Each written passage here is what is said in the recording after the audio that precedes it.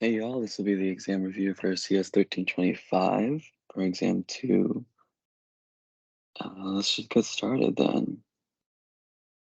This is the first of the PowerPoints that I was given, so let's review some arrays. Arrays are the random access data structures that have the data elements of the same type, so all of the items in the array will have the same data type, as I said earlier. And so specifically in C, which I believe you guys are using for your exam, or this class, you cannot change the amount or change the size of an array after it's created. And so each element in the array can be accessed individually through what is on the screen as a subscript value. Here into C12 will mean that array C will have 12 elements inside of it. That is what the syntax means. The square brackets tell it that it is an array of ints, not a single int. Otherwise, it would assign C to be 12 if you had an equal sign before. The number 12 here is called a size declivator, and that basically means it is the quantity of elements that the array will contain. And so here it is, in C at least, it has to be an integer literal or a symbolic constant. As you can see, hashtag define. So arrays will start at position 0, even though there are 12 elements, so that last element will be position 11, not position 12 here. The naming conventions for arrays are the same as every other variable, and so they will do the same naming convention as well. The arrays here can be used, as a reference variable in a sense. So C bracket 2 equals 5 will mean that 5 will be assigned to the third element, and you can also do expressions as well. So assigning x to the result of the 1 times 5. So the subscript, which is the value inside of the array, can be an integer, or it can also be an expression that will evaluate to an integer. So no doubles here. Here if you do a plus b, and a is 5 and b is 6, array element C a plus b will mean that 2 will be assigned to array element 11.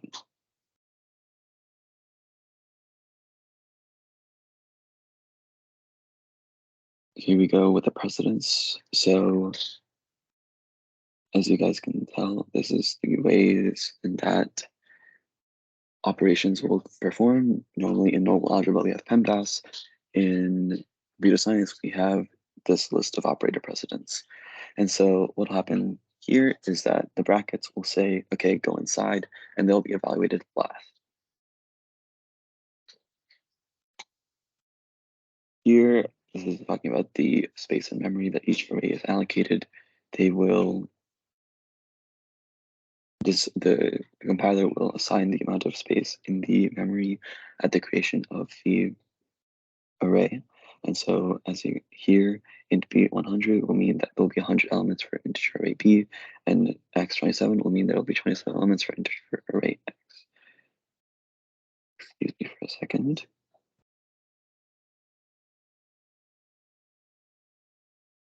Here we go. And there we go. Like that. So here will be an example problem. Here we're going through, oh, that's the downside is using this way. Apologies for all the clutter on the desktop.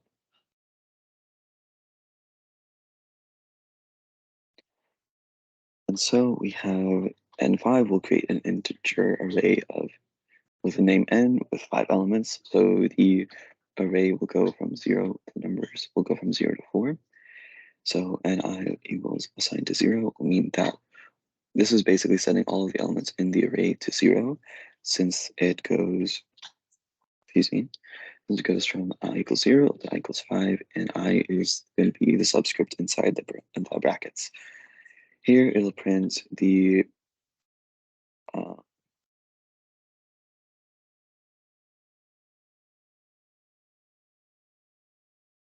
value of the elements, and then down here it will also print the name of all of the arrays in a table format, as it says here. And so it'll print uh, these values, and it'll print the array value, or it'll print the section of the array, and then the value of the array as well here. I don't think I explained this very well, so if anyone has any questions, just DM me on Discord here. This is what the print will be for this slide here. And so as you can tell, this element and value is going to be printed here, and then it'll go 0, array, this section of the array, and then the value is going to be on the right.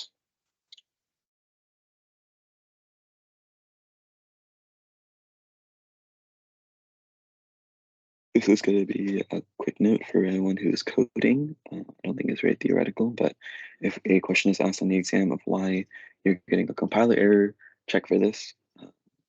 That will probably fix your problem. All right, time to initialize some arrays. So arrays will be initialized when they're defined.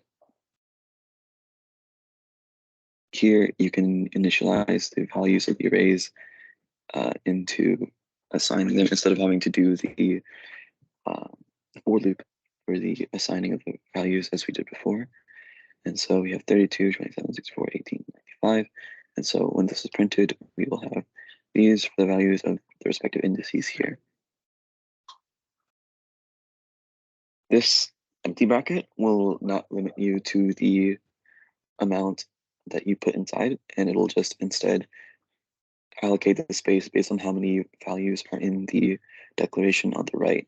And so if you have int C10 and just include 5, it'll just assign 5 to the first value, or the first slot of the array C, and everything else will be 0 from 1 through 9.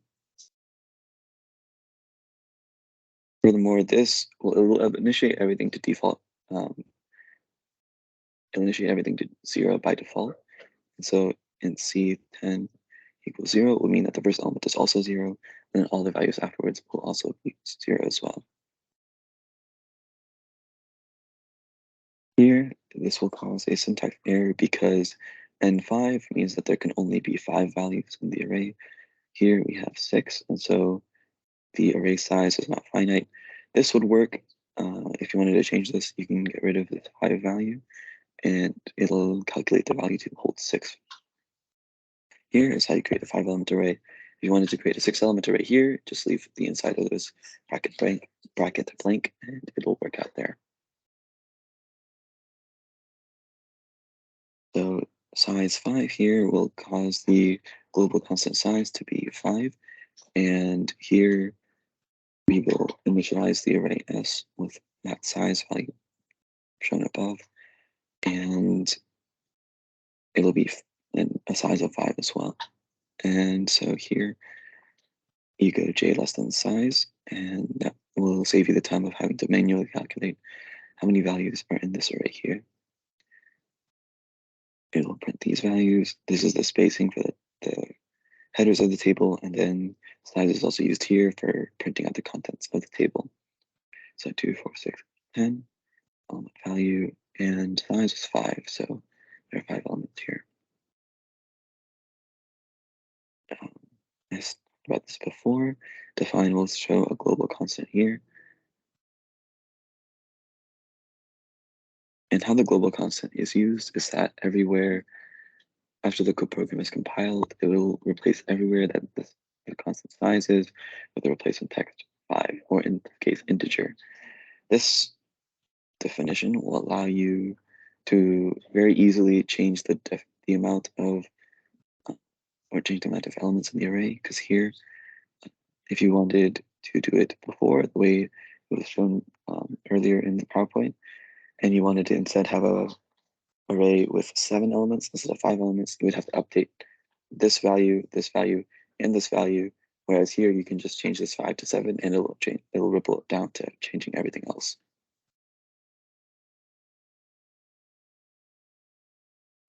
That is the example I talked about here. Define does not need a semicolon, so that will be a syntax question most likely asked on your exam. And so 5 semicolon will lead to syntax errors because semicolons do not belong here, they belong out here. And so really what define does is that everywhere this value is, it'll replace it with this value later on in the program. So j less than size, semicolon, semicolon is incorrect syntax.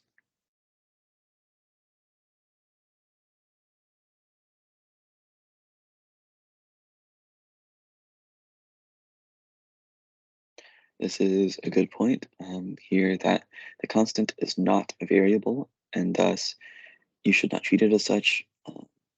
Don't try to reassign it to values, and you can use it in calculations and definitions here as well. Just make sure not to try to reassign it because obviously it will not work. Using uppercase letters is a very good programming practice because it shows that it is a global constant and it will help greatly in differentiating between the constant and the variables. Also program practices here. In constant names and variable names, separate the words with underscores. So these are all very good tips for when you're writing programs.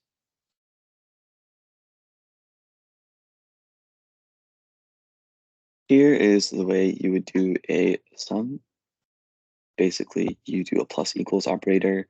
If you guys have trouble with the operator, plus equals, and things of that nature, exam 1 review is where we covered all of these types of assignment operators. And if you also have any other questions, you can DM me for help as well. And so what this is doing is it's going from the index 0 and it's assigning the value of index 0 to total. It's adding that to total, and then it'll go to index 1. It'll add index 1 to total, so on and so forth until it gets all the way over here to index 11. Then printf will put the integer value into where the %d is and print out this statement. These slides should have been flipped, but it is what it is. Here's the problem statement.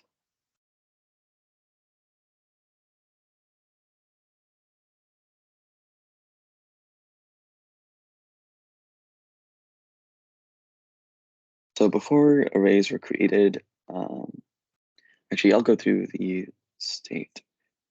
I'll go through the problem statement as well. So this problem statement is basically saying that there are 40 responses rating cafeteria food on a scale of 1 to 10, and we want to see how many people answered 1, how many people answered 2, so on and so forth, to understand the distribution of the sentiment of the students towards the cafeteria food.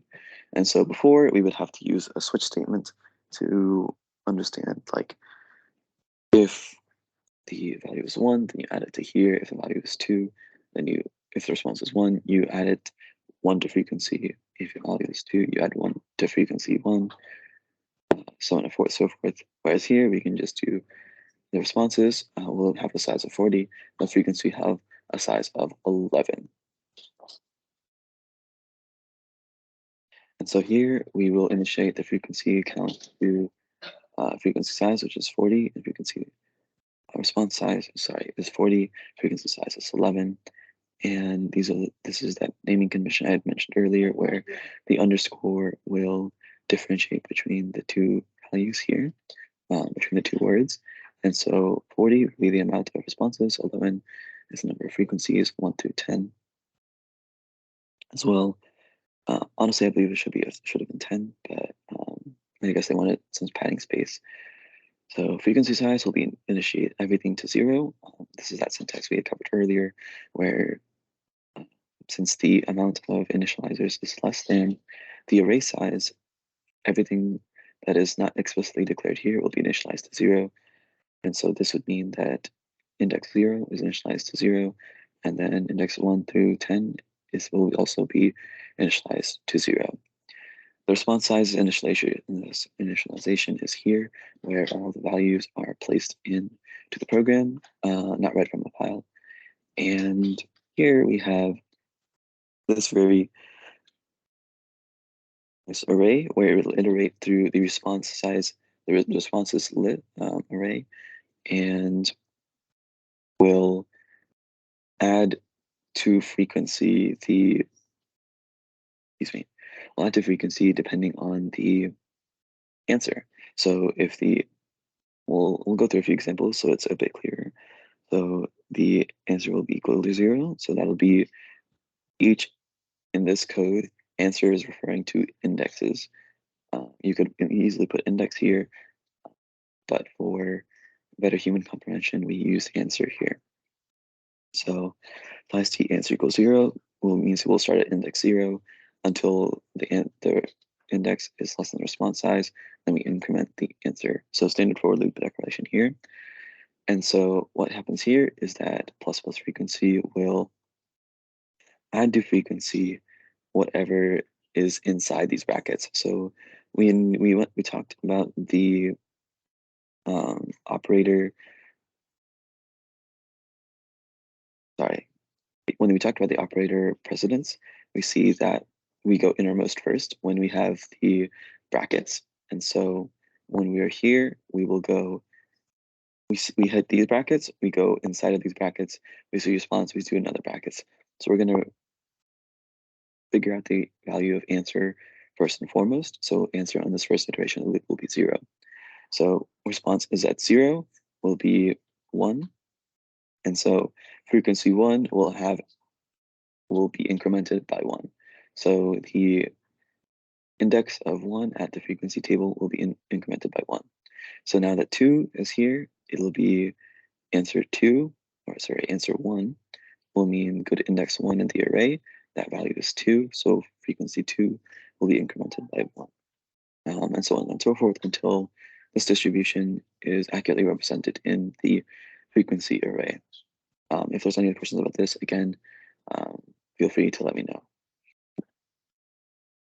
And so this rating table this rating heading and the frequency heading are the two different headings here. And so we will start at index rating 1 and go all the way until 11.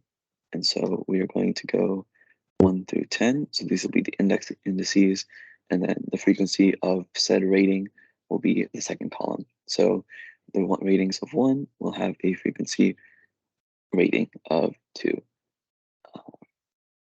And it'll be reprinted everything here. And as you can tell, the cafeteria food is a bit above mid, not exactly mid. So pretty solid. This is talking about everything here. As I said before, the key statement in the code is talking about the frequency being incremented by 1, depending on the value of response's answer. So response's answer is resolved first, and then frequency 1 is incremented by 1.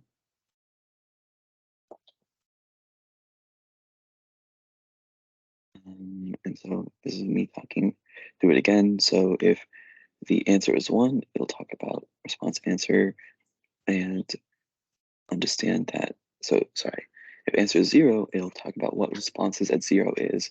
And if responses at 0 is 1, it'll resolve to 1 and then increment the frequency of 1 by 1. Same thing here. If we talk about the first indices, responses at the first indices is 2. So it'll resolve to frequency of at 2 will be incremented by 1.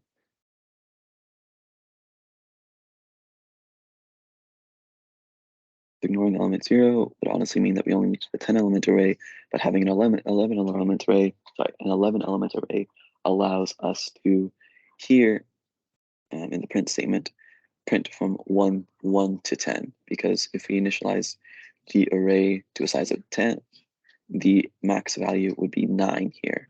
So that is why the array is initialized to 11. I understand it now. I didn't have the vision, I guess. So yes.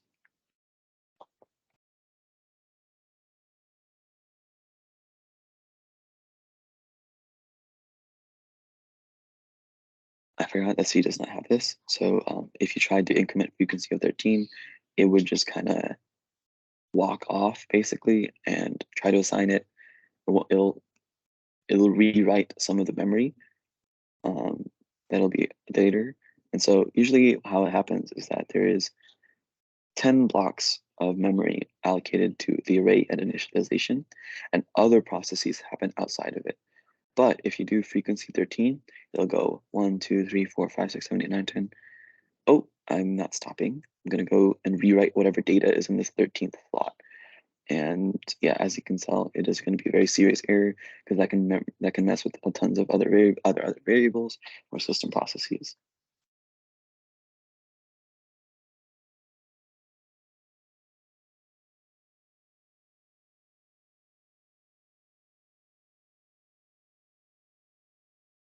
And so this terminating condition should always be a size or a constant. And if you're not using constants, make sure that you're able to understand that or make sure to put the correct value for the max value here.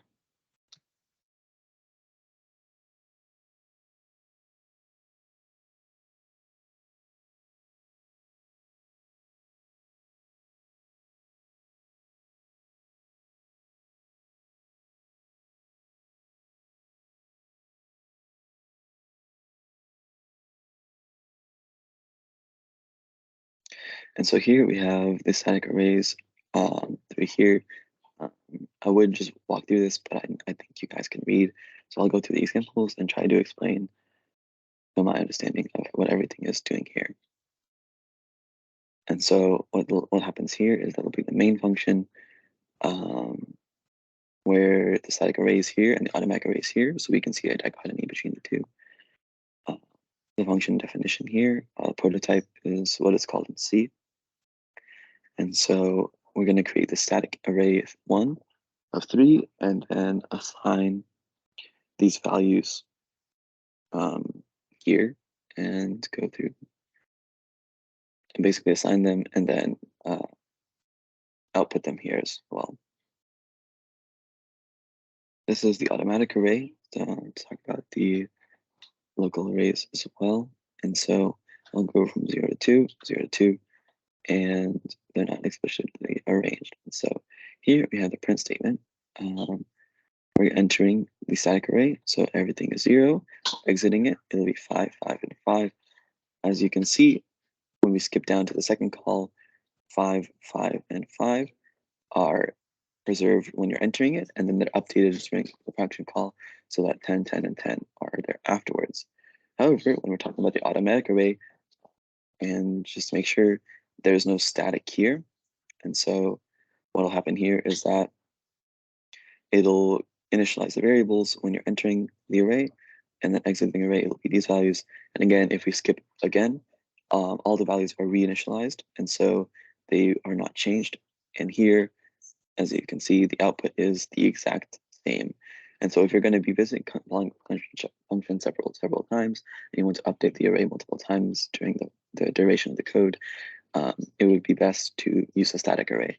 Whereas if you want the same process to repeat every time you call a function, the non-static array or the automatic array, basically the default array definition is more than good enough.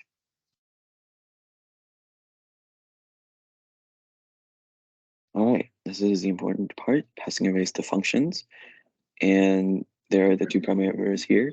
The input parameter to understand that, so the function will understand that it wants an array, and then how to structure the argument so when the function is called. Here, for the first bullet point, this is how you tell the function to expect an array um, when it is called.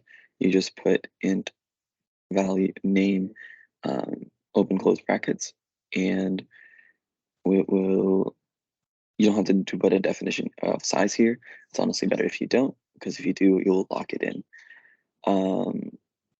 You also don't need this integer size, but it's also just a really very solid way of letting the array know that it needs to expect, or you can use the size variable when you're doing for loops to iterate through the array.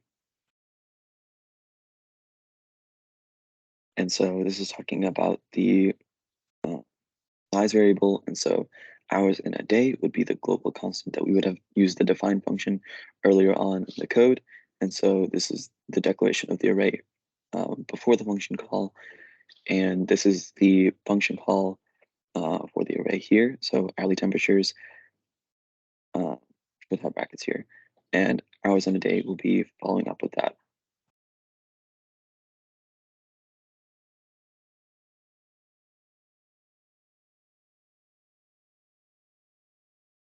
This is the important part about how I was discussing memory earlier. When an array is created, there are discrete blocks of memory. Basically, that's the best way to think of it for now. And so block 1, block 2, block 3, all the way into like block some ridiculous number. And so when you're passing the value of an array, you're not passing the addresses of all of these memory. By the way, address is the specific location of the memory, basically where it lives. You can think of it as a house. And so when doing the pass by value, it basically means that when the array is called, it will give it the value of the first address in the array. It won't give it the value of all the rest of the addresses.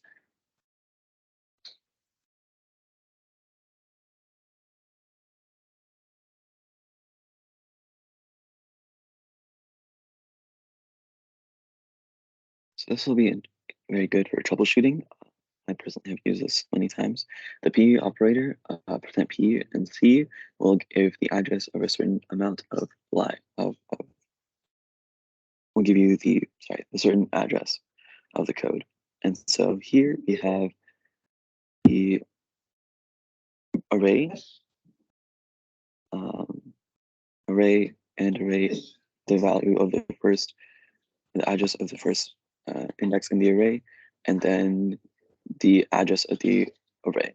And so what this will do will give printing just array will return the address, and array will return the address of the first value, and then and array here will return the address as well. So as you can see, they're all the same thing. And so just passing array will give the address. There's no need to use the and operator here.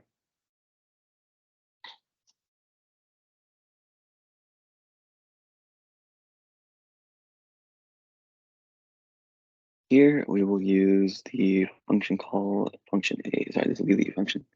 Yeah, function call here, prototype. Sorry, void function 1 int A. And so this will be the int array where and the index 0 through 4 all will be initialized.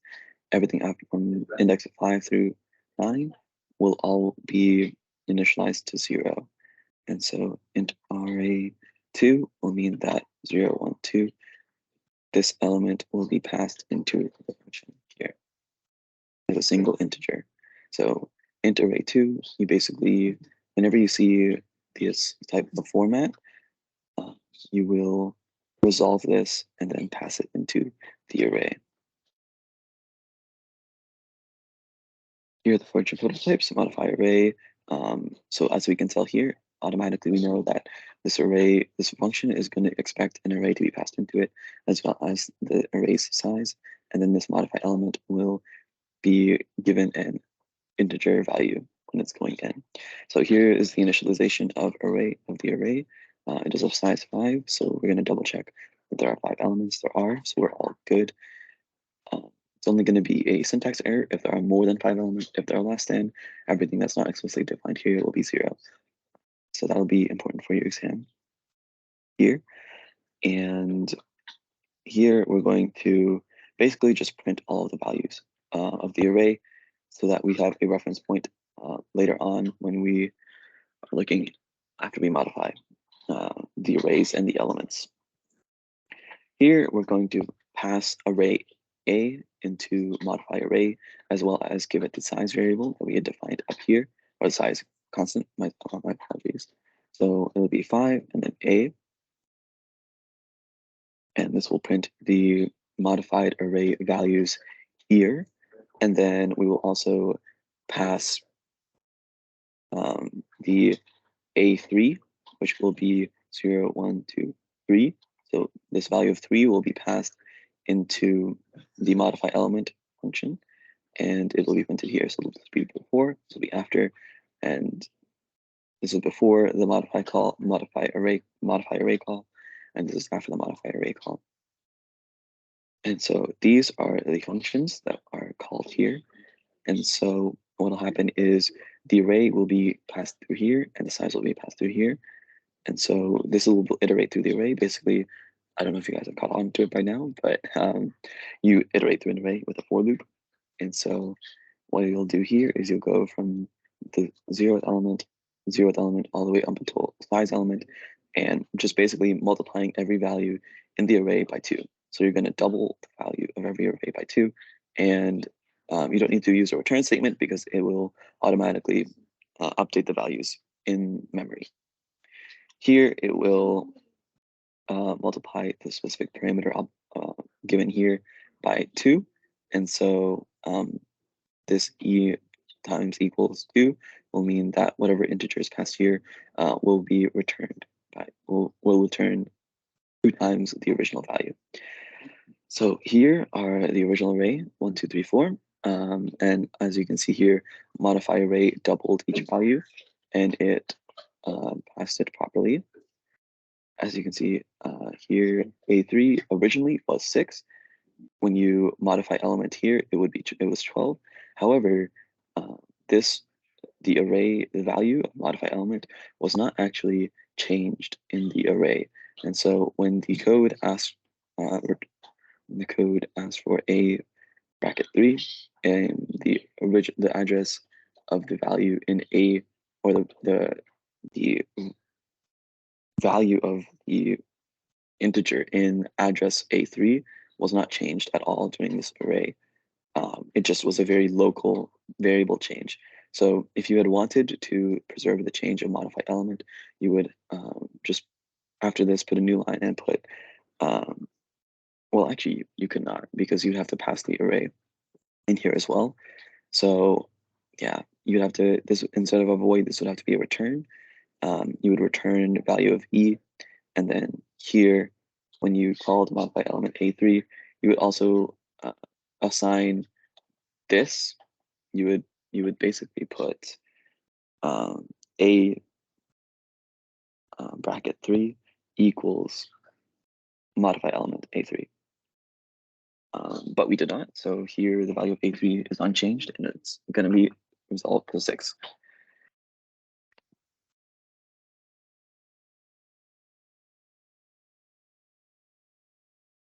This is basically just saying a way for you to give the values in the, just to make sure that when you pass an array to a function, that the function actually does not, change the array values as before, because as you saw here, since there was no const here, it actually updated all the values in B. Whereas if you didn't want it to update the values in B and you wanted to just read the values in B and do some processes with those, you would put const in B, and it would not allow any changes to the values of B in memory. So there are different use cases. One isn't better than the other. The non-constant version is good for having the program change the array while it's running, and then the constant array type is useful for working through whatever problems is useful for reading in values and then processing them. And so as you can see here, when we tried using the constant, because array B was passed into the function as a constant, you cannot change it in memory, and so it returned an error. So that is arrays part 1. Again, if there are any questions, and if you feel that you want some more clarification on any sections here, feel more than free to reach out, and I'll be happy to help. So that'll be part 1.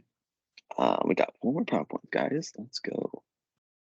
So let me make sure there's no part there. Okay, cool. So this will be the random number generation, scope, and storage PowerPoint.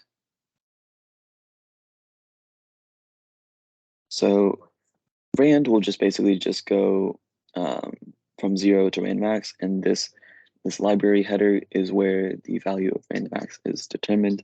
And so the default function range will go from we'll give any value from 0 to it's a ridiculously large number. So it'll be at least this and it'll most likely be more. However, if you sometimes you don't need 32,776, sorry, 32,767 possible values. You only need 2, 0 and 1, or you only need 6, 1 through 6. So how you can scale or shift the limit of the random value is basically just using modulus on the operation. And so if you wanted to get a value of from 0 to 5, you would go rand percent sign 6, and that would do the modulus operator on every random value returned and give you a value from 0 to 5.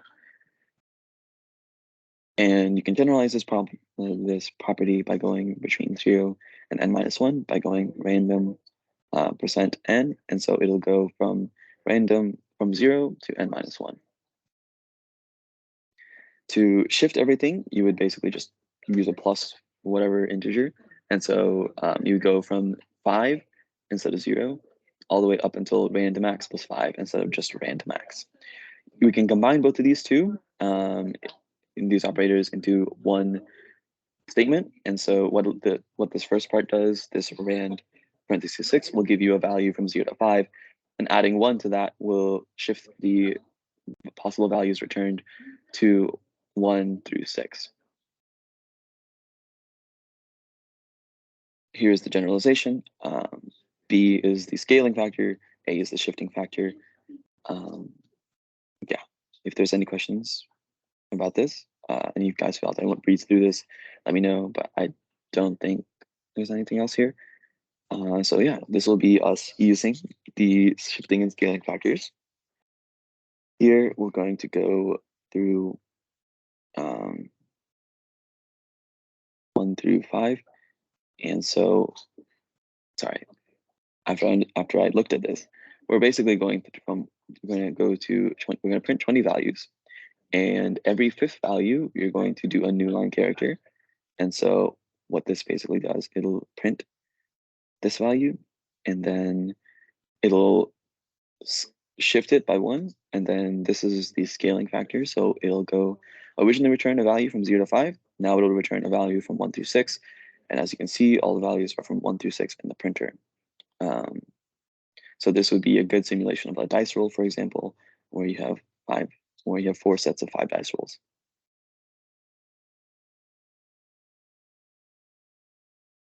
This is basically a proof of concept to show that it is indeed very random. This is similar to that frequency thing we talked about earlier, where I believe you guys should have covered this before the arrays, because in the example in the arrays PowerPoint, we used a frequency array and a result array. This is basically just using the case statements instead of using the arrays as we did before. And so it prints everything here, and you can see the values are very ballpark close to each other. Also, this would have taken a long time to run.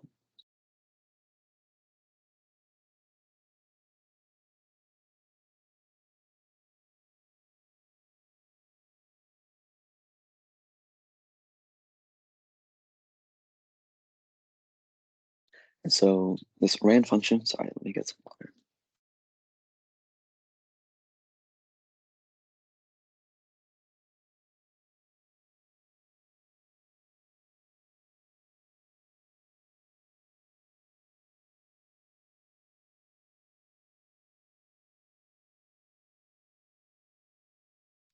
Excuse me. And so, yeah, as it's mentioned here, random values are not actually random. They are through a distinct list of numbers, and it just chooses one of them. However, if you wanted to actually be random in its implementation, you can use the srand function. Apologies, I don't know if you guys can hear that, but I'm going to use my notifications for Discord. Apologies for the delay. So here we have srand being used in the function. You need to pass a seed value into srand, and this program is prompting the user to enter one. And srand will basically re-roll the a random value and give it a new set of values to run through. And so this seed 67 will always return the values in this order. Seed 867 will always return the values in this order. And if you really don't want to go through these seeds and you want a completely random type of implementation, this null value will just read the computer's clock. And since the computer's clock is distinct and unique, every time you run the program, it will be basically completely random. So yeah, time will return the system's clock, and then null will give the amount of seconds that have passed since this date. This date has some significance. I really don't know.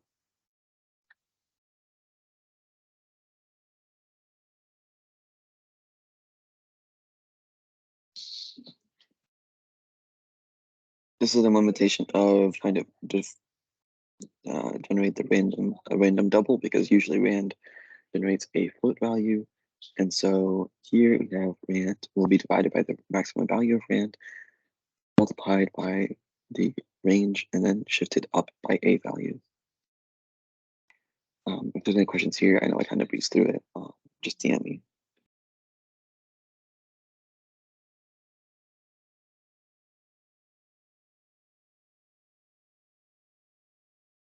So we have scope, excuse me, which is a very important part of defining these characteristics. And so we have max x is a local variable here.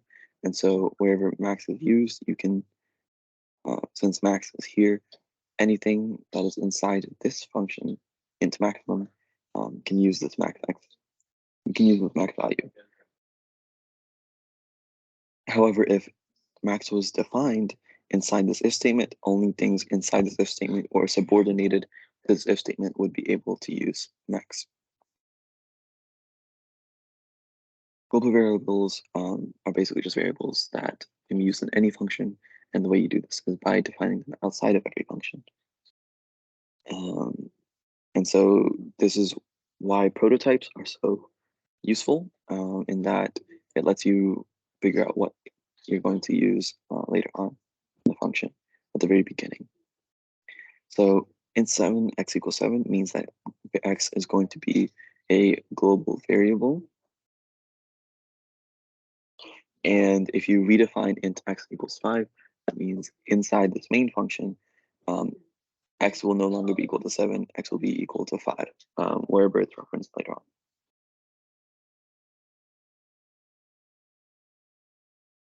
So this number variable has a scope of everywhere inside this main function. And this number variable has a scope of everywhere inside this function.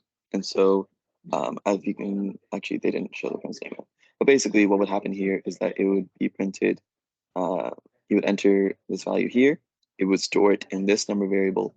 This number variable would be defined in a completely different part of memory, and it would overwrite basically wherever you use number here.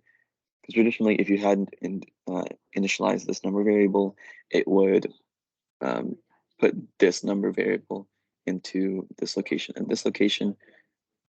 But now it will ask for a completely new variable, and they're two very distinct things. If there's any confusion about this, I know I struggled a bit with understanding this as well. Please let me know.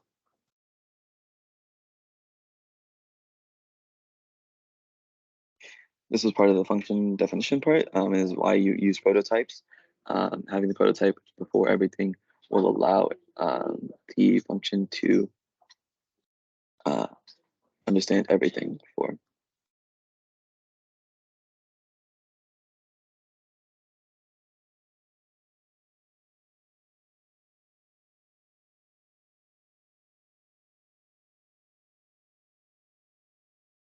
Basically, what this duration thing is talking about is that it's saying that automatic scope duration is given to everything without the static keyword. So parameterless functions and local variables inside the function body will be given the automatic storage, and everything else will be given the static.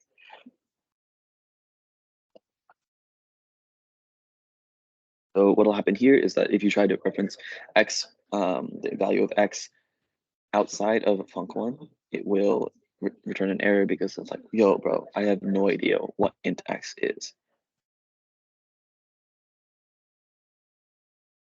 So what static basically does is that when the compiler sees something with static in its name, it will immediately, before the program is even run, allocate memory to that variable. And it's only initialized once, and it cannot be changed. That is the downside with the static variable. And so what happens here is that this static int count equals 1 will be initialized to 1 at the very beginning. And this is very different from the define function or the define syntax, by the way. This is a variable, and it can be it can be used as like a count somewhere else, whereas the other value cannot.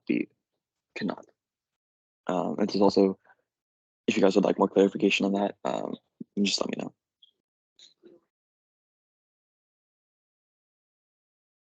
And obviously, if you just put static int count and didn't have the equals 1, it would just put count to 0. So basically, yeah, static can be global functions and global variables, and the function names will be stored in static storage before the function calls, as well as local variables inside functions that were declared static. Everything else will be put into automatic storage.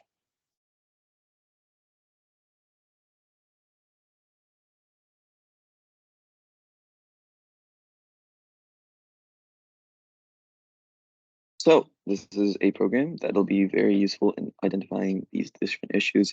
You guys are definitely going to be using these values or these problems in your exam.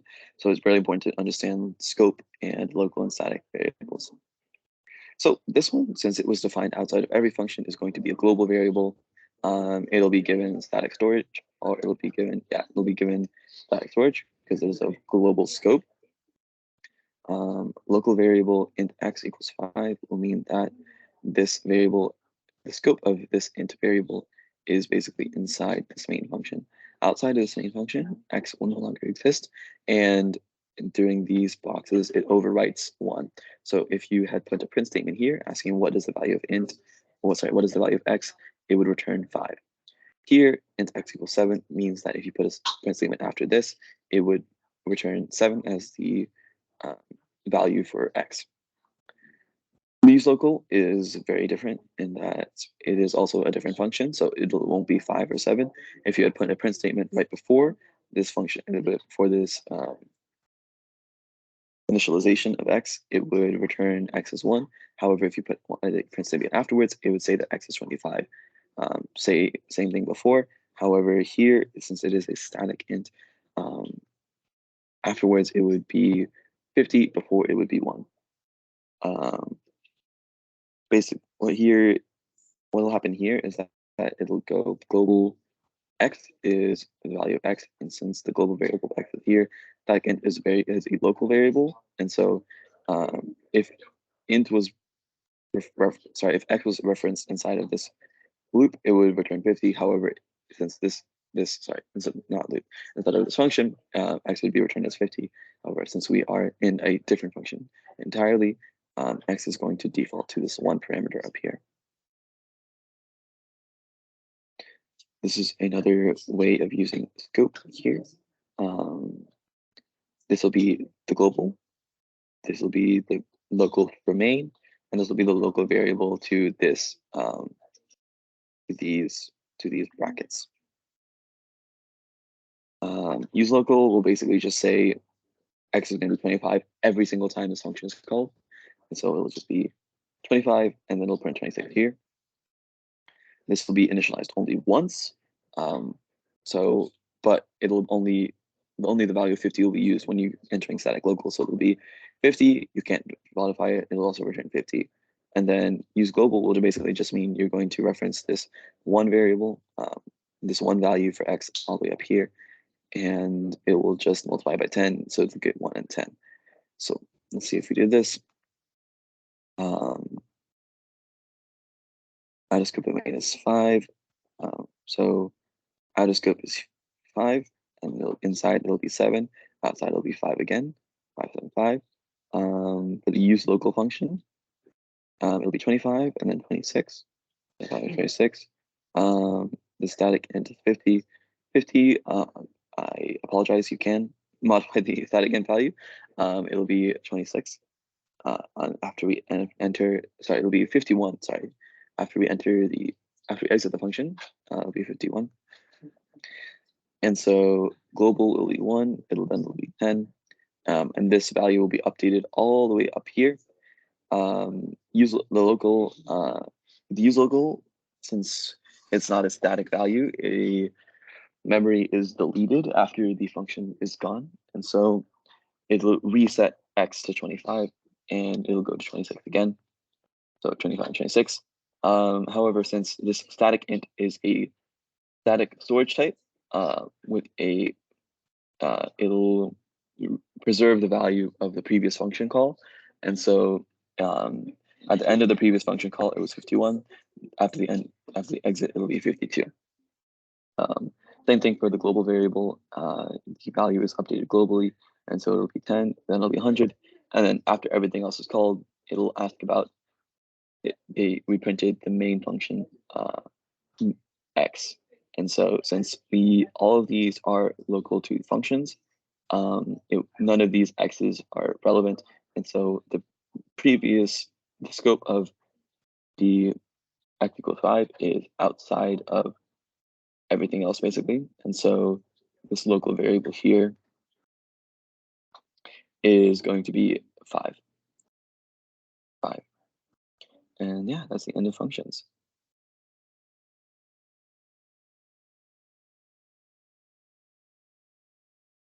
I do not know why the slides are like that, but we'll keep going.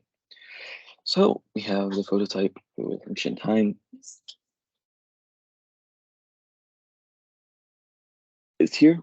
And so what'll happen here is if the null argument is here, it'll take the amount of seconds since that date mentioned earlier in 1970.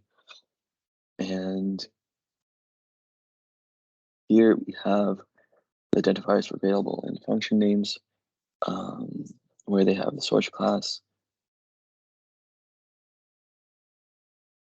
And yeah, this is pretty simple.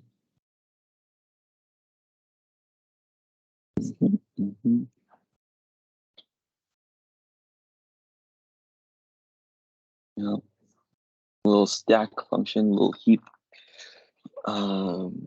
definitions here, and this is a simulation of a use case of the rand function.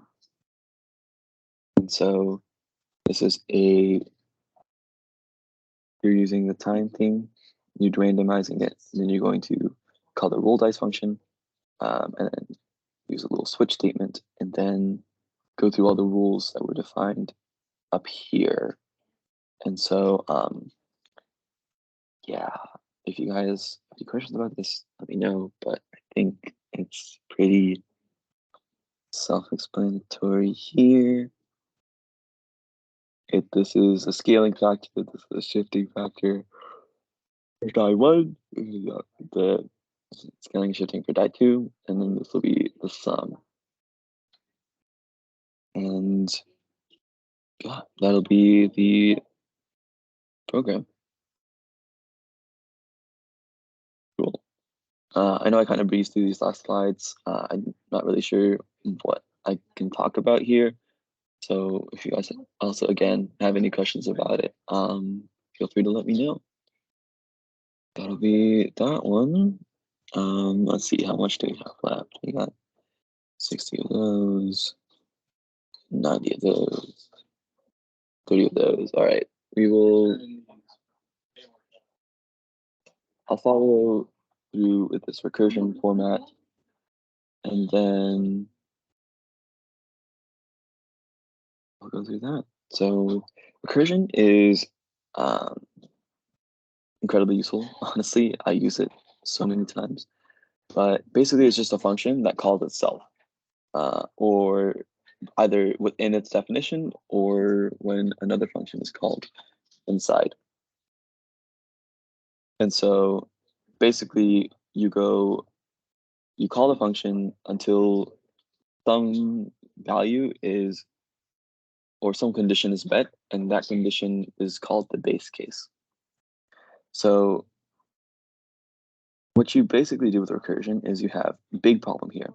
You split into two smaller problems, those into four smaller problems, and you solve upwards each time you run this program over and over until you get a satisfactory result, or you satisfy the base case, and then you move up. These two both will satisfy the base case, go to this value. This one and this one will satisfy the base case, you go to here, one more branch, and then you're back at the big problem, and you've solved the problem. I know that seems a bit confusing, so let's see if we can keep going.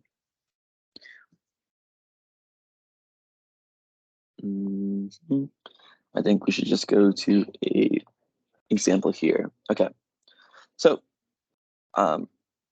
factorials are a great way to start. And so 5 factorial is 5 times 4 times 3 times 2, 1. And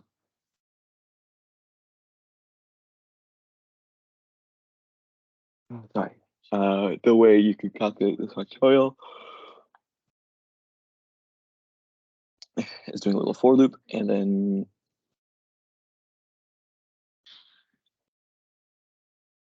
putting the sum of the value multiplied and equal to the factorial value.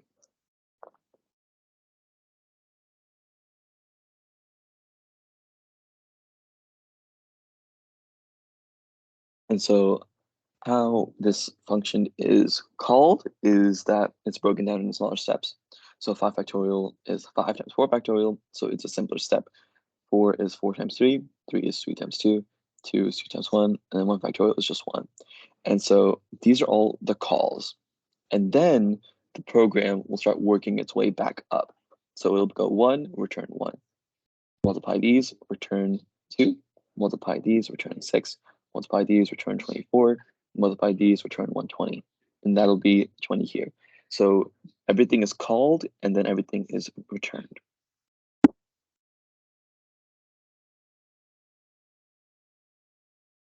And this is the code version of this diagram.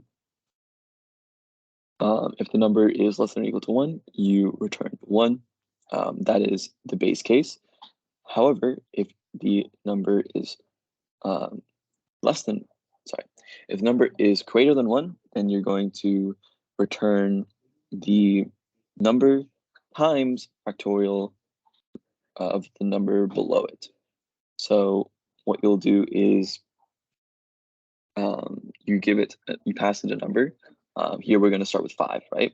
So we pass it 5. 5 is greater than 1, so we'll go into this step. You're going to return 5 times factorial of 4. So factorial of 4 will be a separate function call. And so the factorial of 4 will go, factorial of 4 is greater than 1, so it'll enter this one. And factorial of 4 will return 4 times factorial of 3, so on and so forth until eventually we get to factorial 1. Here, factorial 1 equals 1, and so we're going to return 1.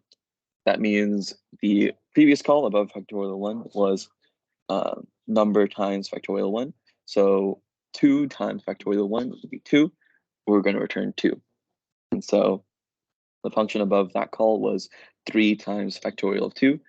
We returned 2 as the value for factorial 2. So it'll be 3 times 2. That'll be 6. The step above it, the recursion call above it, was 4 times the factorial of 3. We're returning 6. And so 4 times 6 is 24. The function call above 4 was 5 times 4 factorial. The factorial of 4 was returned as 24. So we do 5 times 24, and that is going to be 120. And so 120 is what is going to be returned to whatever function, whatever was called before. If you had x equals a factorial of 5, x would be assigned 120 after this last step was returned. And so here's a calculation of everything. Seems pretty straightforward. If there's any questions about that, you guys can let me know.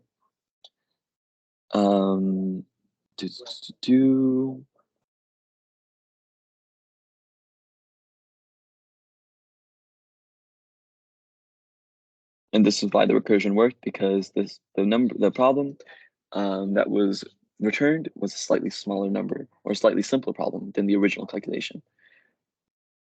And so it will eventually simplify all the way up until the final base case.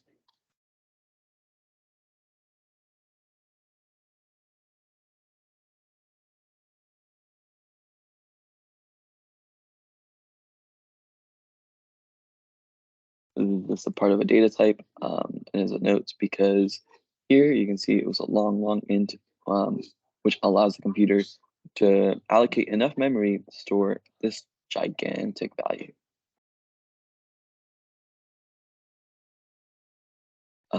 This LD is for printing long values instead of just %d, which is to print the decimal or integer values. So factorial scales really quickly. I don't think everyone understands that.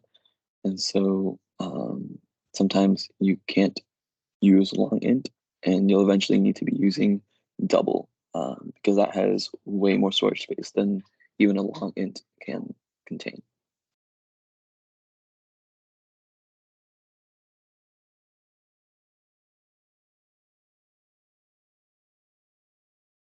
So you guys probably see a parallel between recursion and iteration, where the same thing is called multiple times in both recursion and iteration. However, recursion uses a stack feature, whereas iteration is just repeating over and over again. However, both of them involve like a termination condition. Um, in recursion, that is called the base case, and then in iteration, it's just called the uh, termination case or termination condition. However, both of them can occur infinitely. As you know, if you have a while loop where the condition is never satisfied, it'll just keep on iterating through it. And if you have a recursion where the base case is never satisfied, it'll just keep iterating through the recursion as well. And while recursion is a great problem-solving tool, it does have its negatives in that it can um, overcomplicate the issue and demand many more resources than the computer can adequately provide. Um, each recursive call will cause another version of the function stack to be created, and that can cause a lot of memory consumption, even though the original function only needed maybe 40 bytes of memory. It would allocate 240 instead. And so usually function calls also include iteration. And so combining both of those two forms of stacking will mean that the memory and GPU overhead will be considerably greater than if a different problem solution was created. As is shown here, anything that is solved recursively can be solved iteratively. It's just recursion is much easier for a human to understand and debug. And it's also sometimes really difficult to simplify a problem into an iterative form, whereas it is very straightforward to simplify it into a recursive form, into a recursive solution. So if you're worried at all about performance, try to avoid using recursion as many times as possible, and try to make sure that you only use recursion with functions designed for recursion.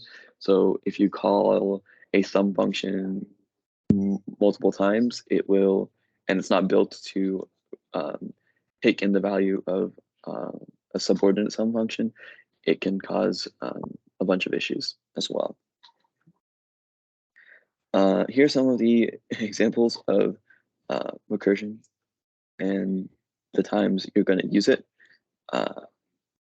Factorials, Fibonacci's, you guys can read.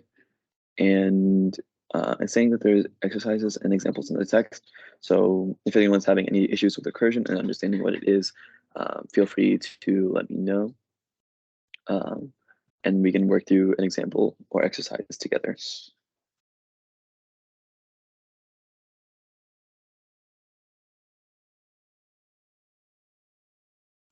This is a good point in that it's very easy to code, evolve, and maintain a functionalized program, but it can also take a bunch of resources. So I would make sure you understand the constraints of time and size and the amount of memory you have available before programming. You probably won't have to do that much, but as you go higher up in courses and problems become more complex, memory and not memory, because memory is pretty cheap, but processor time and processor speed are very important. And yeah, that is the end of the functions PowerPoint. We got two more. We got this control structures one, and we got this other functions one. All right, let's go to the other functions one because we just did functions.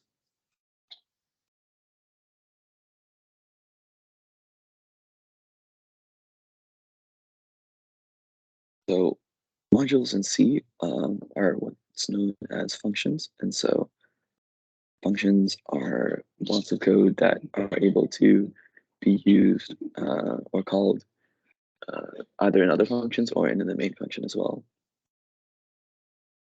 So a good example is going to be hierarchical structure of like work or management.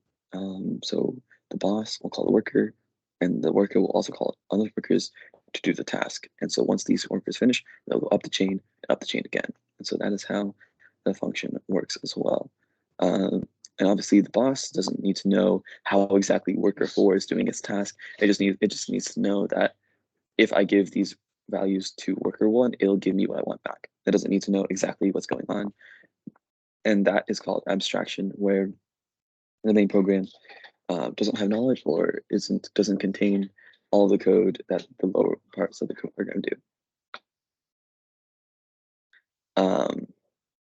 Some of the reasons that people will use functions is using divide and conquer. So breaking things apart will make it much easier for problem solving and like designing the code.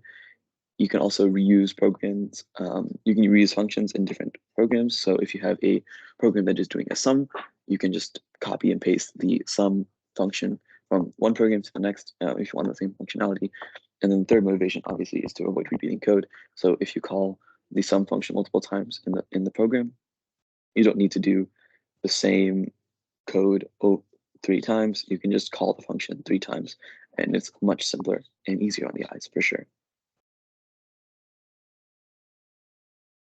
Abstraction is the type of design that you should be working towards, where if you're using functionalization, where it is easier for the people who for the functions underneath to take care of most of the details and just return a value to the main function that doesn't require more processing in a sense. And so each function should be named very specifically and should accomplish this task efficiently as well.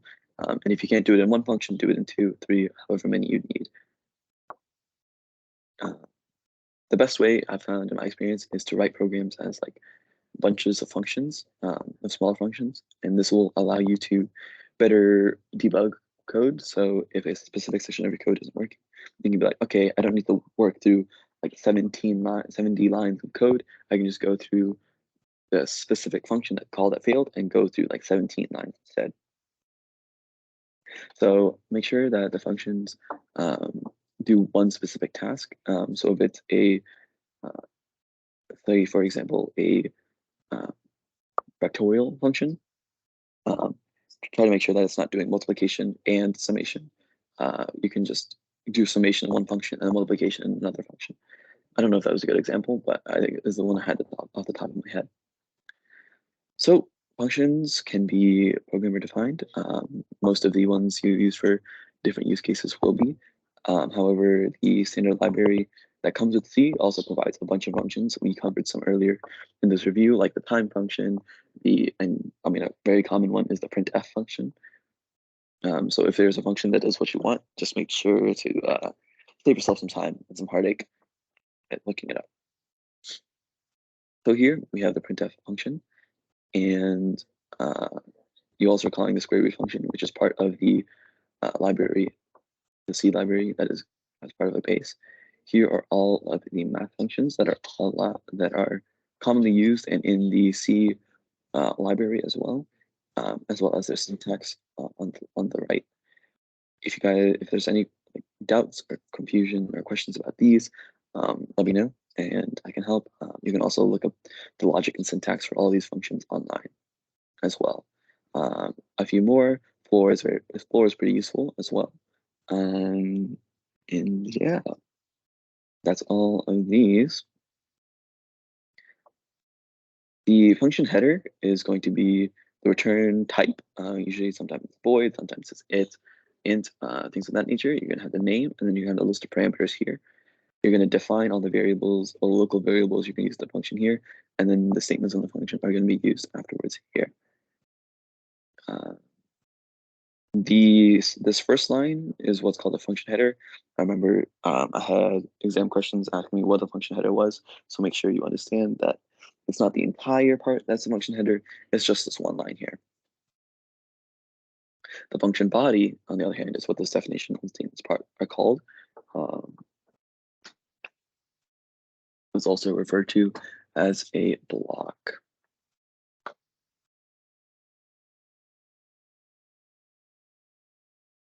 Here, all the definitions here are going to be local variables. And so if there's any questions, there was a scope PowerPoint a bit earlier, but I believe that should be it.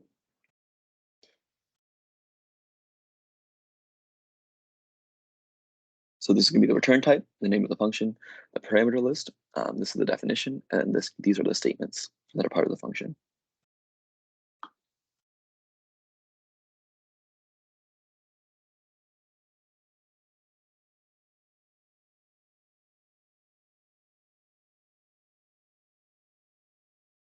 So functions obviously have tasks that they are supposed to perform, and so the return statement will allow you to just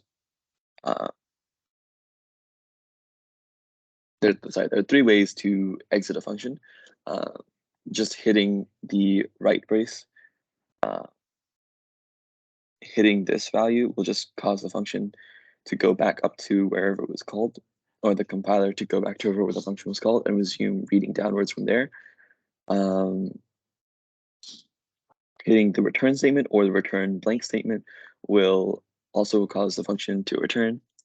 Both of these, both this one and this one, both don't give any specific value, whereas return expression will substitute the value of max into whatever call was called up there.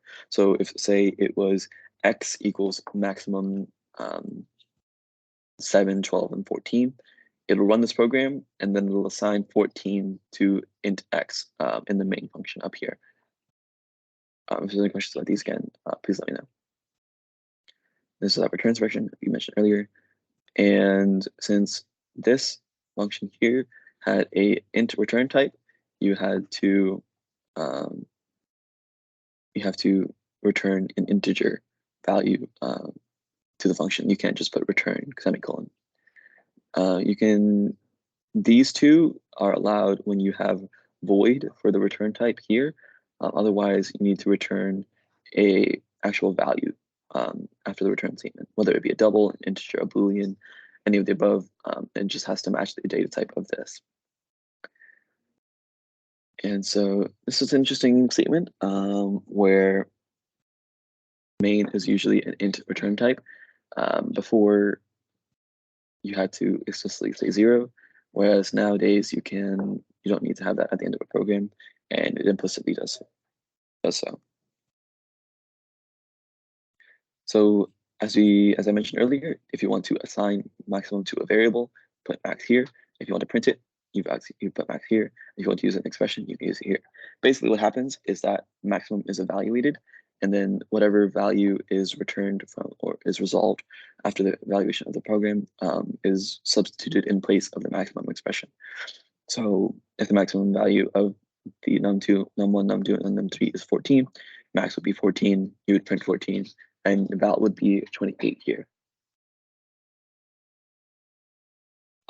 Functions can also call other functions, similar to the recursion that we talked about earlier. And function prototypes is what is called at the very top of a function, at the top of a definition. So prototype is going to be here, and then you're going to have all these, and then you're going to actually define the function after the main part.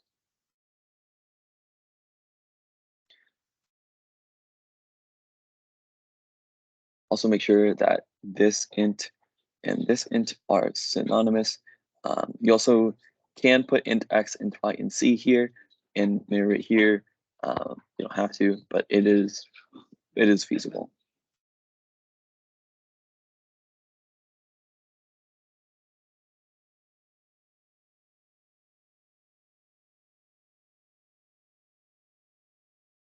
Okay, that is a good point. So C automatically, I think some other languages don't, but C specifically is really forgiving. That if you,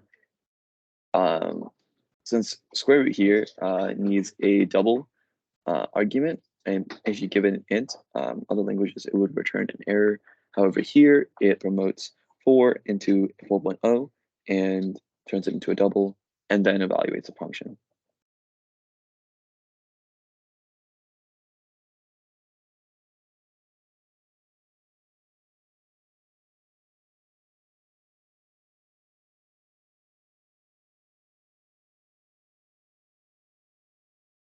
All right, so this is another bit of a conversion happening in real time.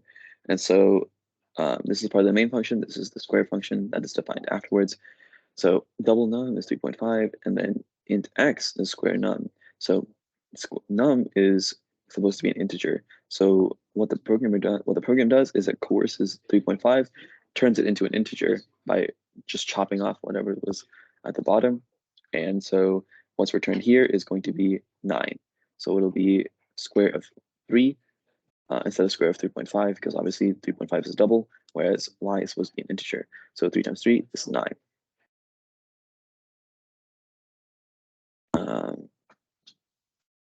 Here's some rules, some more rules here. Whatever we need here. The definition of the data types for the function are here as well. Yeah, sometimes you can get away with not putting a function prototype, but more often than not, the compiler will just get mad at you. So yeah, it's very highly recommended that you just make a prototype of your own, since it's actually not that much work. There's also tons of different libraries, and if you would like to use a function from a specific library, you can use the include statement, and that would be more than enough to help you understand what exactly is going on here. Sorry, that did not make any sense. Include, you can use hashtag include with a different library, and then you can also use all the functions in said library as well. Pass by value and pass by reference, these are two distinctions that are very important to be made. Value is really nice because it just passes the value of the function, and it works out really well. You really don't want to pass by pass by reference, because it just doesn't work. Automatically though, whenever you pass a array value into a function, it passes by reference because there is no value to give the function. It just references the address of memory. So basically the difference between the two is that pass by value gives the actual gives the access to modify the data in said memory, whereas path-away reference just gives the address to said data. All right, so we got functions. All right, we're gonna go to what data structure. There's a whole course called data structures that covers these more depth, but a stack is like the most basic data structure, and it's basically a LIFO data structure. So last in, first out. Pile of dishes. I've heard tower. Yeah, I've heard many analogies, but I think pile of dishes is good. So what'll happen is you put it here, and then you pop it out. You put the dish onto the pile, put more dishes on the pile, and then you pop the dishes off of the pile afterwards.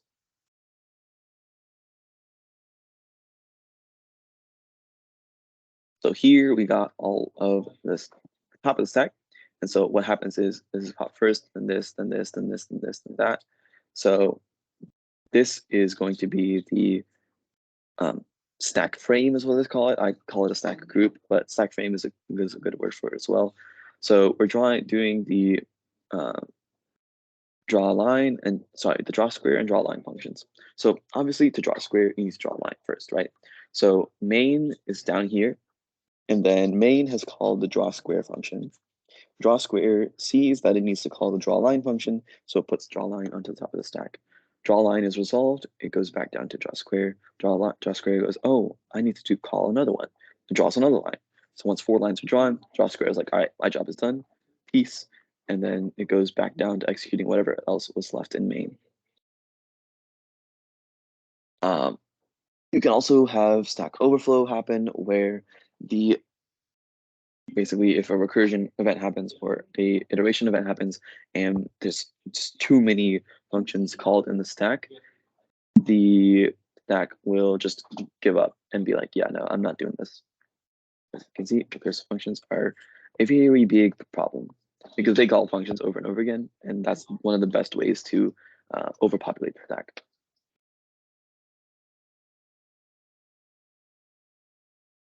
So we have here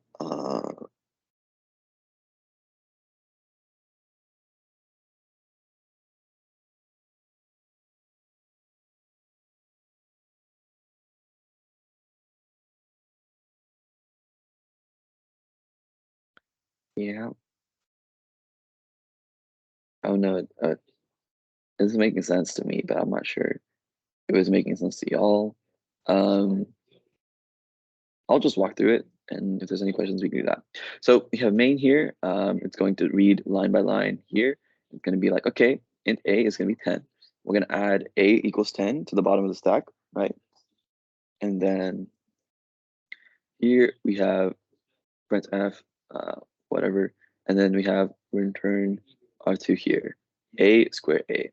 So square a means that we have to call a square function with int x, and that has this. So we're here, we need to have x as assigned to 10 because a was assigned to 10, right? So this is the first frame. This is the frame for square. Square for main, square for square, square for square. And so what happens here is that this is returned up till here, and then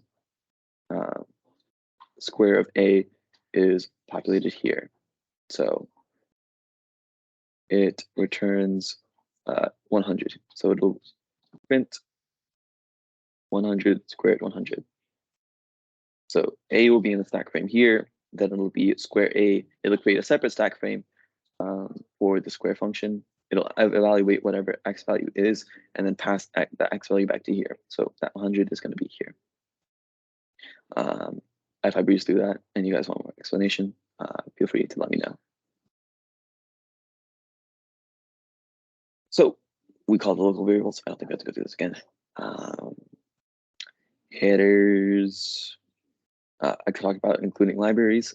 Once you use the different functions that are in the library to your advantage, and it is incredibly useful. So you don't have to, as the PowerPoint said before, reinvent the wheel. these are some of the headers that you can use. Include whatever one of these, and these are the different summaries of different prototypes. I would recommend like saving the slide because it's pretty useful.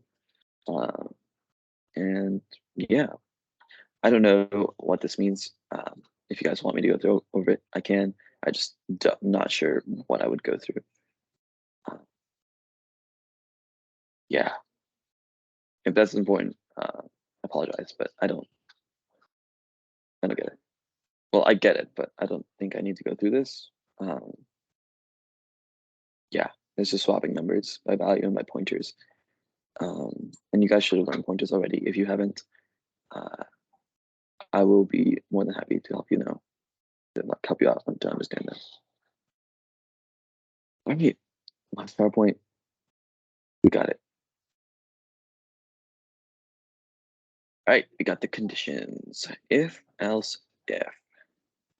So if the if condition is invalid, it'll go inside and then go outside to the next line. I think that's pretty simple. And if there are multiple lines in an if statement, it'll execute whatever's in the brackets and then go to the next line afterwards. You can also do an else statement, which will evaluate the condition after the else statement, only if this if condition is false. This is a program logic. So if cold outside, wear coat. And if it's not, then you wear shorts. So if cold outside is true, then you wear a coat. If cold outside is false or is no, then you're going to wear shorts. If there are multiple statements, you can use, if there are multiple statements, you have to use braces. If there's a single statement, you don't have to use braces. These are nested if loops. If this is true and this is true, then this is going to execute. If this is true and this is false, this is executing. And if this is false, we're going to skip all of this and just execute wear shorts. So this is a very long nested loop. I've definitely made a few of these, but obviously there is a better way to do them. Here we have the if, else if, else if, else if, else if, and then remember to always have an else, because even though you might think you allocated for every possibility in these expressions, you most likely did not. And so just having this else statement will be a great way to catch those little tiny edge cases or exceptions that you might not have thought of at the time. So this is one of the better ways to do this thing, much more clean. Just make sure that you understand that the conditions will check line by line by line by line. So you can't put 60, 70, 80, 90, because then it would just execute all of the lines. So score is greater than 90 is going to be A, B, C, D, and then if everything else is, if it's less than 60, it's just going to be false, right?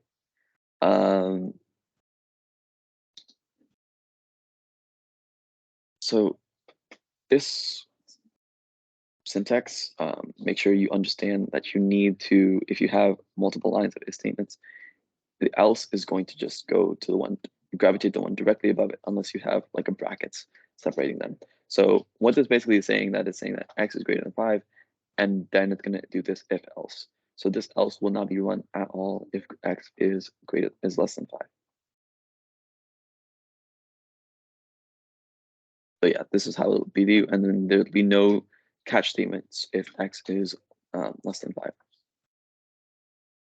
And this is how you fix it. Cool. The conditional operator, I think you guys should have covered this. Basically, it's going if true, this, if false, that.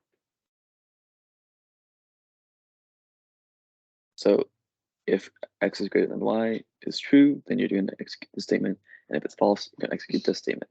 So basically just going true, false, question mark, true, colon, false. That's the syntax for this.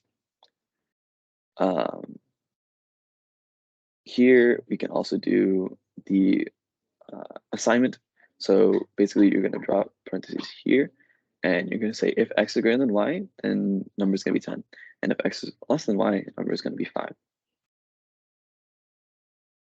Another example, 20 and 15, things of that nature.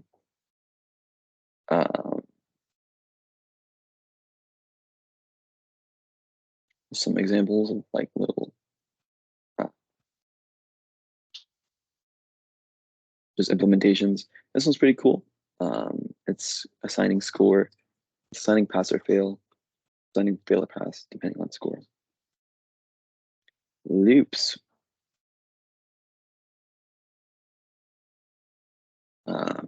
While, do while, and for. While will execute as the condition is going. So if it's true, it's going to do the statements, and if it's true, it's going to keep doing the statements until that expression at the top is going to be false. So if x is greater than 0, you're going to do this, and it will always print x greater than 0 to infinity. So this decrement operator will make sure that eventually x will be less than 0, and the condition will eventually be false. So you're going to need to use these brackets for the while loop, but if it's only one statement, you don't need them. Do while will basically execute the statements, and then it'll behave as a while loop afterwards. So it'll execute the statements, and then it'll check for the Boolean expression. True, execute more Boolean expression false, you're going to exit here. Pretty simple, pretty simple. Yeah, I would recommend using braces for this. You can just do it like this, but it's a bit confusing. And unless you really hate the person reviewing your code, I would just put brackets around it. For loop is very useful. It establishes the condition, it checks the condition, and then it enters the condition. So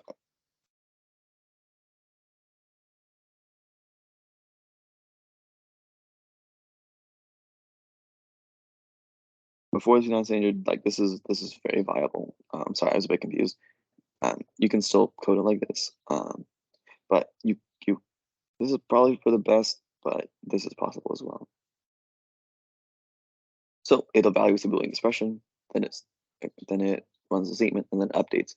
Up here is going to be the initialization part as well. So it's going to initialize, evaluate the expression, do the statements, and then update. So the syntax will happen, this will happen, this will happen, the statements will run, and then the update will happen. It'll check, a statement, update, check, statement, update. But for the first time, it'll go initialization, test, statement, update.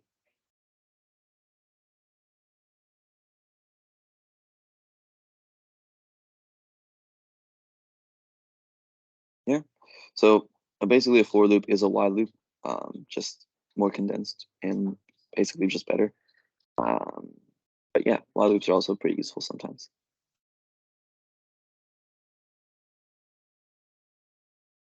You can also use multiple variables in a for loop. I wouldn't recommend it. I would say just use 2 for loops nested inside of each other. But if you want to use 2 conditions or 2 variables, you very much can.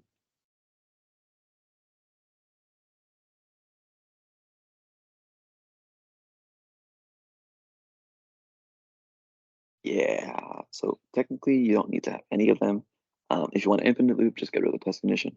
If you want to get rid of the initialization expression, just do it before and the updated expression. If you can get rid of that if you update the value of the control variable or sentinel variable inside the body of the for loop.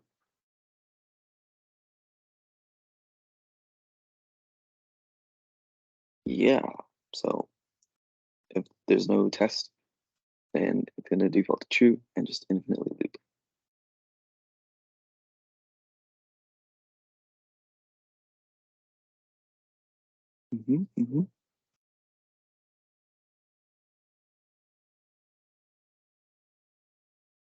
This is just the implementation of a for loop.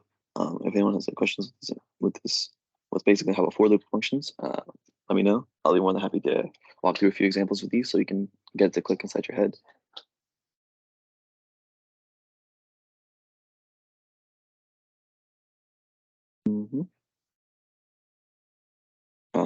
Here, it's talking about how you can do multiple. The comma operator allows multiple statements to be run in the same line.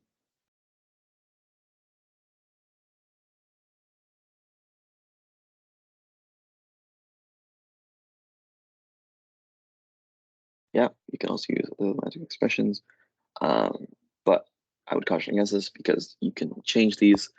You could accidentally change these in the for loop, and then everything will just go out of whack. But if you do it tactically, it would work out. But yeah. These are all the different use cases. I don't think I need to go through these, but if someone wants me to, I can later. Problem statement.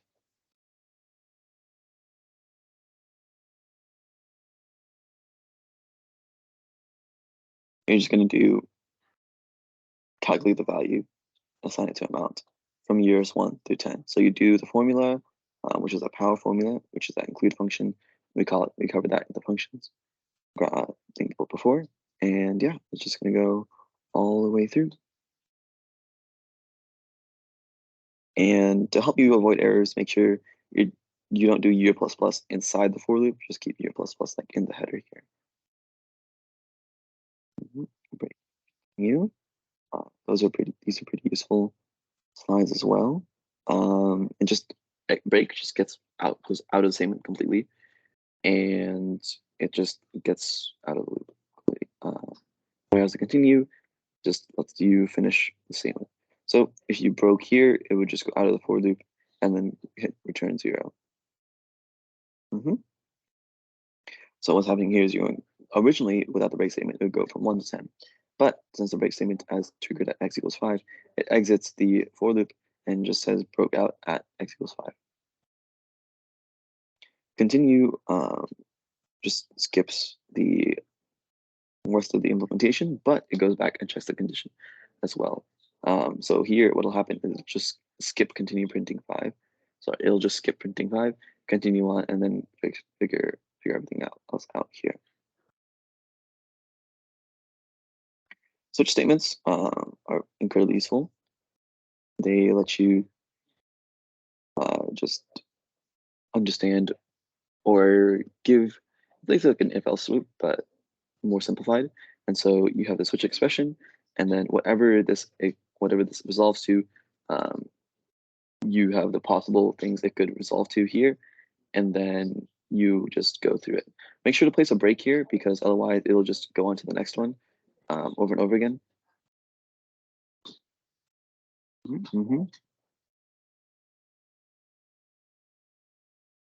Yeah, that's basically the thing. So if the switch expression values to A, it'll cause this action and it'll break. If it's B, it'll cause this action and it'll break. Blah blah blah blah blah. Unless everything else is false, and then just does some default action. Just calls through. You also don't need the default. Just really good programming practice to have it. So what'll happen here is that if it's a case 300, it'll do this. If it's 200, it'll execute this. If it's 100, it'll do this. And if it's none of the above, you can do, they'll say basically just do it again. Make sure it's only a constant int, so it can't be like a Boolean. It has to be like an integer expression.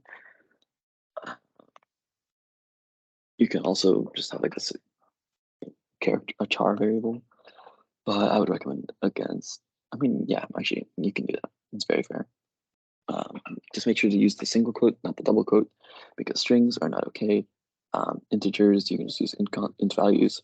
And C usually forces or coerces doubles into ints. So you don't really have to worry about that.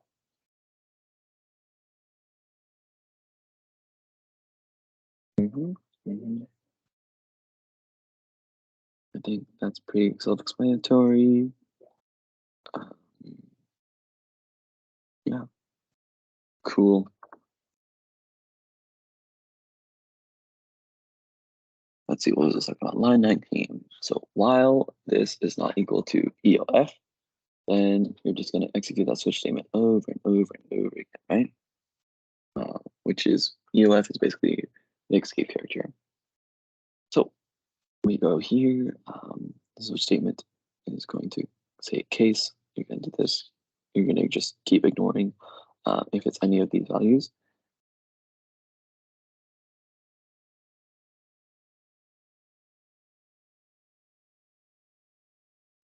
That is a good point. So the compiler reads left to right as we do, so it'll get the get char, and then if it's not equal to the escape character, then you're chilling.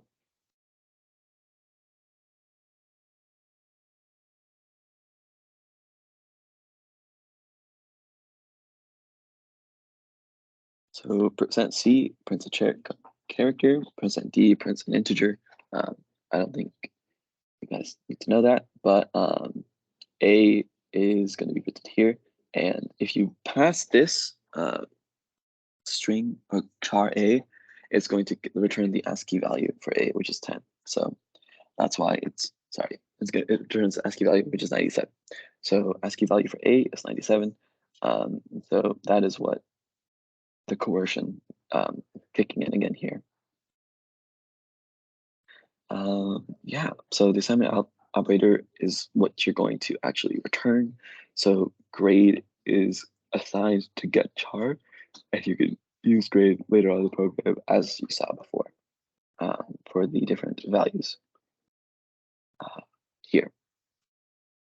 So you could check if it was grade was F or whatever, because grade was the case statement, and the case statement went through here.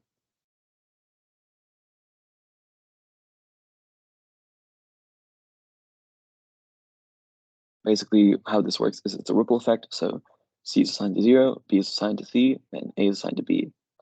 So the transitive property, let's go. EOF is in the file, so that's the escape character.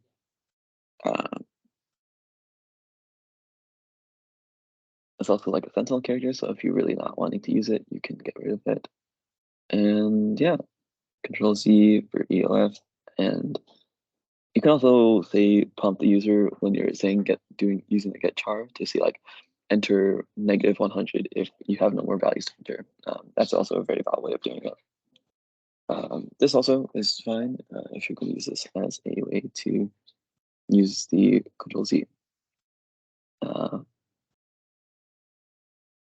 Oh, it's a true false question. Sorry. Kind of control two. That is false because the whole loop can also be triggered by a sentinel condition. Traditionally, that's true, but the necessarily part is the tricky part here. You can, if it was traditionally, then it would be true, or oftentimes, but necessarily is incorrect because you can control a for loop with a sentinel. And yeah, that is, I believe, all of the slides that I was given, and that should be it. So thank you all so much for listening in. And if you guys have any questions about any of the topics I covered today, just DM me on Discord, and I'll be more than happy to help you all out. So thank you, and hope to see y'all later.